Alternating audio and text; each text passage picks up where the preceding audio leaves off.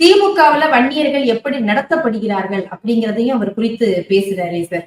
திராவிட முன்னேற்ற கழகத்துல இன்னைக்கு பொதுச் செயலாளரா மரியாதைக்குரிய அண்ணன் துரைமுருகன் அவர்கள் இருக்கிறார்.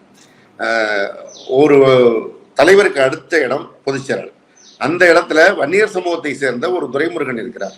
4 பேர் மாண்புமிகு முதலமைச்சருடைய அமைச்சரவையில வன்னியர்கள் அமைச்சர்களாக இருக்கின்ற இந்த காலகட்டம். பல முக்கிய மாவட்டங்களில் மாவட்ட செயலாளர்களாக இருக்காங்க. எனவே எந்த விதத்திலும் வன்னியர்களுடைய பங்களிப்பு திமுகவில் குறைக்கப்படவில்லை. மிக தெளிவாக அதற்கான இடத்தை முதலமைச்சர் அவர்கள் கொடுத்திருக்கிறார்கள்.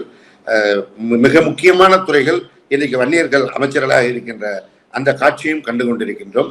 இவங்க தான் வன்னியர் பேரை சொல்லி ஏமாத்துறாங்க ஒழிஞ்சு திராவிட முன்னேற்ற கழகம் முழுவதுமாக எல்லா சமூகத்திற்கும் எப்படி ஒரு பாதுகாவல் அரணாக இருக்கிறதோ அப்படியே வன்னியர் சமூகத்திற்கும் பாதுகாவல் அரணாக இருக்கிறது. துரைமுருகன் பொதுச் செயலாளராக இருக்கிறாருங்கிறத கூட அவங்க ஏத்துக்கிட்டு பேச முடியல. அதுக்கு உடனே அதை விட்டுட்டு அடுத்த துணை முதலமைச்சரா கொடுக்கலாமேங்கிறாங்க. அவருக்கு தகுதி இருக்கிறது, ஏன் துணை முதலமைச்சரா கொடுக்கல அப்படின்னு கேக்குறாங்க. அதாவது யாருக்கு எதை செய்ய வேண்டும் என்று ஒரு கட்சியுடைய தலைவருக்கு தெரியும். துரைமுருகன் அவர்கள் பொதுச் செயலாளர் இருக்கிறார். துணை முதலமைச்சராக இல்லாவிட்டாலும் அமைச்சரவை வரிசையில் அவர் 2ஆம் வரிசையில் இருக்கிறார். துணை முதலமைச்சராக வந்திருக்கின்ற மரியாதைக்குரிய மாண்புமிகு உதயநிதி ஸ்டாலின் 3ஆம் இடத்தில் தான் இருக்கிறார். எனவே அந்த வரிசையிலேயே அவர் எங்க இருக்கிறார்னு எங்க தலைவர் காட்டியிருக்கிறார். துணை முதலமைச்சருக்கான ஒரு துணையாக இன்றைக்கு தமிழகம் முழுவதும் சுற்றுப்பயணம் செய்ய வேண்டிய பணியை அவர் செய்து கொண்டிருக்கின்றார். எனவே அந்த பணிக்கு அவர் இருக்கிறார்.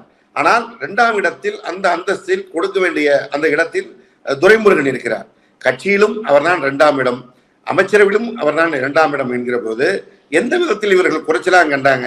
ஒரு எதையாவது சொல்லி திமுகவில் ஒரு பதற்றத்தை உண்டாக்கலாமா, ஒரு பிளவு உண்டாக்கலாமா அப்படிங்கிறதான் இருக்கு. ஏன் இதெல்லாம் அதிமுகவில் சொல்லி பார்க்கறது? நீங்க அதிமுகவில் கூட்டணி கட்சி தானே. அதிமுகவில் எந்த வன்னியர்களுக்கு என்ன இடம் கொடுக்கப்பட்டிருந்தது?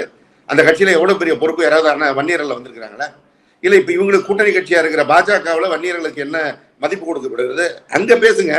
உங்க கூட்டணி இருக்க, உங்க தோழமையில் இருக்கிற உங்க நண்பர்கள்ட்ட பேசுங்க. நாங்க தான் உங்களுக்கு எதிர்கட்சி. நாங்கள் கொடுக்க வேண்டியதை கொடுத்திருக்கிறத நீங்க யார் விமர்சனம் பண்ணுவதற்கு?